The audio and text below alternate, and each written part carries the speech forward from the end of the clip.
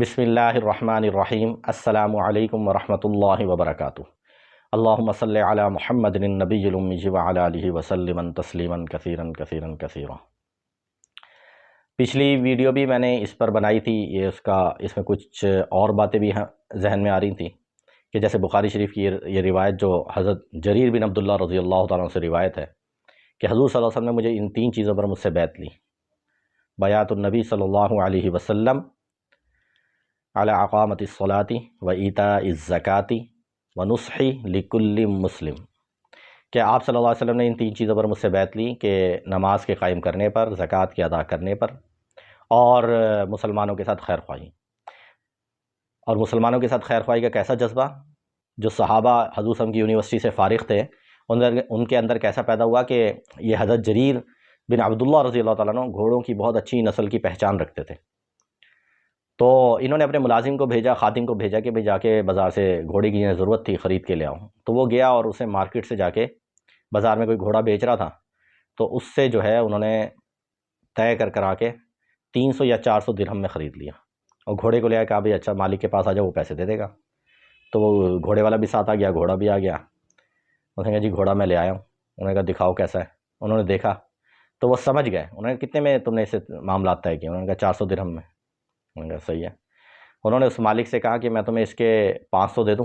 اس نے کہا جی میں تو 400 میں دینے کے لیے تیار تھا، میں طے ہوا ہے آپ سے، تو میں تو 400 میں دے دوں گا آپ کو۔ انہوں نے کہا نہیں میں تمہیں اس کے 600 دیتا ہوں۔ اس نے کہا جی میں 400 میں دینے کے لیے تیار ہوں۔ پھر ہوتے ہوتے انہوں نے کہا میں اس کے تمہیں 800 درہم دیتا ہوں، اور جو ہے اس کو 800 درہم یا دینار جو بھی طے ہوا تھا دے دیے۔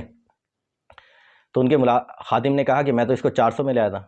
انہوں نے کہا اصل میں یہ جس نسل کا گھوڑا ہے اس کی قیمت یہی بنتی ہے مارکیٹ ویلیو۔ اس بیچارے کو پتہ نہیں تھا کہ اس کی کتنی مارکیٹ ویلیو ہے، تو یہ بیچارہ نا سمجھی میں بیچ رہا ہے۔ اور پھر یہ حدیث سنائی کہ میں نے حضور صلی اللہ علیہ وسلم پہ اس بات پر بیعت لی ہے کہ کسی مسلمان کے ساتھ میں نے خیر خواہی کرنی ہے، ہر مسلمان کے ساتھ۔ اور ہم اپنا حال دیکھیں، اپنے گریبان میں کھول کے جھانکیں کہ ہم پہلی صف کے نمازی ہوں یا تہجد گزار ہوں، صحیح ہے؟ اور ہمارا حال کیا ہوتا ہے لین دین کے وقت؟ ہم تو ڈھونڈتے ہیں کہ بھئی ہم اس سے پلاٹ خریدیں گے جس کی ضرورت ہو بیچنا، اور ہمیں ہلکا سا شبہ پڑ جائے نا کہ اس کی ضرورت ہے، پھر دیکھو ہم اس کو کیسے ننگا کرتے ہیں۔ یہ ہمارا مزاج بن چکا ہے۔ یہ جتنے انویسٹر ہوتے ہیں وہ کہتے ہیں جی ایسے پلاٹ دکھائیں، یہ جو سونگتے پھر رہے ہوتے ہیں یہ جو اسٹیٹ ایجنسی والے، کہ جس کی ضرورت ہو اس سے خریدا جائے، تاکہ وہ کم قیمت پر دے گا، اصل قیمت سے بھی کم پہ لیتے ہیں کیونکہ اس کی ضرورت ہوتی ہے، اور ہم دیکھو کیسے فائدہ اٹھاتے ہیں۔ اور دکاندار کو بھنک پڑ جائے کہ یہ مال اس وقت مارکیٹ میں کسی کے پاس نہیں ہے، وہ دیکھو اس کے ریٹ کیسے بڑھاتا ہے۔ میں اپنی ذاتی میرا کنسٹرکشن کا کام تھا، تو مجھے یہ بلیک ٹائل لگتی ہے اس کے نیچے، سیڑھیوں کے نیچے نا، ماسٹر والوں کی آتی ہے، وہ جو سائز آتا ہے نا وہ آتا ہے 8 اور 12 کا، 8 ضربے 12 یعنی 8 انچ چوڑی، تو اس میں 1 انچ ضائع ہوتی ہے، 7 انچ لگ جاتی ہے، تو وہ سائز تقریباً وہی بناتے ہیں، یہ کم رکھتے ہیں دکاندار۔ تو یہ جب کرونا کے اس میں مارکیٹ بھی نہیں تھی، مال بھی نہیں آ رہا تھا، تو میں نے ایک دکاندار کو، حالانکہ میں اس سے لاکھوں کا مال اٹھایا، میں نے اسے فون کر کے کہا کہ بھئی وہ آپ کے پاس ہے؟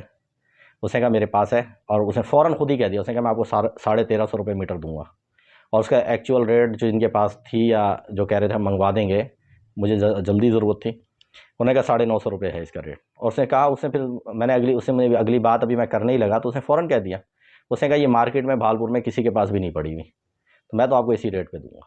یعنی ہم ضرورت سے فائدہ اٹھاتے ہیں، اگلے کی ضرورت دیکھ کر ہم جو ہے نا خون خوار بن جاتے ہیں۔ یہ ہمارا حال ہے، مزاج ہے، ہم پلاٹ بھی ایسی خریدتے ہیں، دوسرے کی ضرورت، دکاندار کو پتہ یہ چیز کسی کے پاس نہیں ہے تو وہ ضرورت اپنی دیکھیں کیسے بڑھا دیتا ہے۔ اور حضور صلی اللہ علیہ وسلم جو ہمیں دین سکھا رہے ہیں اس میں ہمیں یہ سکھا رہے ہیں۔ میں وہی تو کہتا ہوں نا، ہم وہی جو لوگ دیندار ہیں وہ کیا کہتے ہیں کہ ہم تو علماء سے پوچھ کر زندگی گزارتے ہیں۔ اب ان سے بندہ پوچھے کہ بھئی تم کیا پوچھ کر علماء سے زندگی گزارتے ہو؟ نماز کے مسائل، حج کے مسائل، زکوٰۃ کے مسائل، یا طلاق کے مسائل، وراثت کے مسائل، بس یہ پوچھ کر ہم زندگی گزارتے ہیں۔ کبھی ہم یہ مسئلہ تو ہم پوچھتے ہی نہیں ہیں۔ آپ کسی بھی دارالافتاء میں جاؤ پاکستان کے، اور ان سے کہو جی اپنے پچھلے 50 سال کے جو آپ کے فتاوے ہیں نا ان کی ذرا لسٹ بنا کے مجھے دکھا دیں، وہ انڈیکس بنے ہوئے ہوتے ہوں گے، اب تو کتابی شکل میں چھپ گئے ہر کس، آپ مجھے ڈھونڈ کے دکھا دو ان کے اندر کوئی ایسا فتویٰ کسی نے، سائل نے یہ مسئلہ پوچھا اس کا جواب آیا ہو کہ بھئی میں جھوٹ بولتا ہوں، میں آفس دیر سے جاتا ہوں، تنخواہ پوری لیتا ہوں اور جو ہے میں اس طرح لوگوں کے ساتھ معاملات کرتا ہوں، میں دفتروں میں تگنی کا ناچ نچا دیتا ہوں، جو آتا ہے بندہ چھوٹی چھوٹی باتوں پہ اس کو واپس بھیج دیتا ہوں، جاؤ یہ چیز پوری کر کے لاؤ، اور میں ضرورت کسی کی مجھے نظر آ جائے تو میں اس پہ ایسے جھپٹتا ہوں جیسے شیر ہرن پہ جھپٹتا ہے. تو اس کے بارے میں مجھے بتائیں کہ میرے لیے اللہ کا کیا حکم ہے. اور ماشاءاللہ میری پہلی صف کی نماز بھی نہیں جاتی، تکبیر اولیٰ بھی فوت نہیں ہوتی، نہ 50 سال ہو گئے تہجد بھی نہیں جاتی میری. میں یہ تنقید نہیں کر رہا ہے، یہ آپ یہ سمجھیں کہ میں طنز کر رہا ہوں کہ بھئی وہ نماز کا اپنا مقام ہے، صحیح ہے، اور تہجد کا اپنا مقام ہے، لیکن یہ احساس ہی نہیں ہوتا اس کو. وہ اس کو دین نہیں سمجھتا، وہ اس کو اچھی باتیں سمجھتا ہے.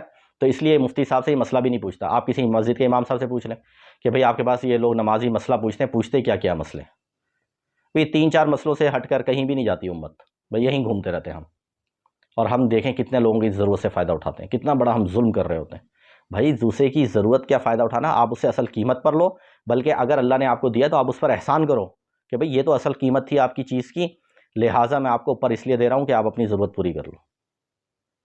وہ ایک بزرگ کا واقعہ نہیں ہے کہ انہیں پتہ لگا کہ ان کے ہمسایہ مکان بیچ رہا ہے. بھئی کیوں بیچ رہا ہے؟ پتہ لگا اس کی ضرورت ہے.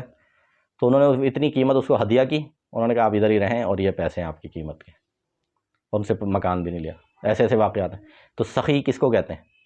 میں پڑھ رہا تھا، وہ کہتے ہیں ایک بزرگ کا قول ہے، سخی اس کو نہیں کہتے کہ لوگوں کی ضرورت پہ جو خرچ کریں، سخی اس کو کہتے ہیں کہ لوگوں کی ضرورت پیش آنے سے پہلے ان پر خرچ کر دیں. تو اللہ پاک اس پر مجھے بھی عمل کی توفیق عطا فرمائے، آپ کو بھی، اور اس معاشرتی گناہوں سے ہمیں بچنے کی توفیق عطا فرمائے. ہم اللہ سے یہ دعا کرتے ہیں اللہ ہمارے بچے کو نیک بنا دے، نمازی بنا دے. نیک کیا بنا دے؟ وہ دیندار بن جائے. اور دینداری کا ہمارا جو کرائٹیریا وہ یہی ہے، نماز اور روزہ زکوٰۃ. بھائی اللہ ہمارے بچوں کو ایسا دیندار بنائے کہ لوگوں کو ان سے فائدہ بھی ہو ان کی دینداری سے، اور جو حضور صلی اللہ علیہ وسلم دین سکھا کے گئے وہ والا دیندار بنائے. جو ہمارے ذہنوں میں دیندار بیٹھا ہوا ہے نا، بنا ہوا لاشعوری طور پہ، وہ والا دیندار نہ بنائے، بلکہ جو اللہ اس کے رسول کی چاہت ہے نا دیندار بننا، وہ والا بنا دے. تو اللہ پاک اس پر مجھے بھی عمل کی توفیق عطا فرمائے، آپ کو بھی. سبحان ربک رب العزت عما یصفون وسلام علی المرسلین والحمد للہ رب العالمین.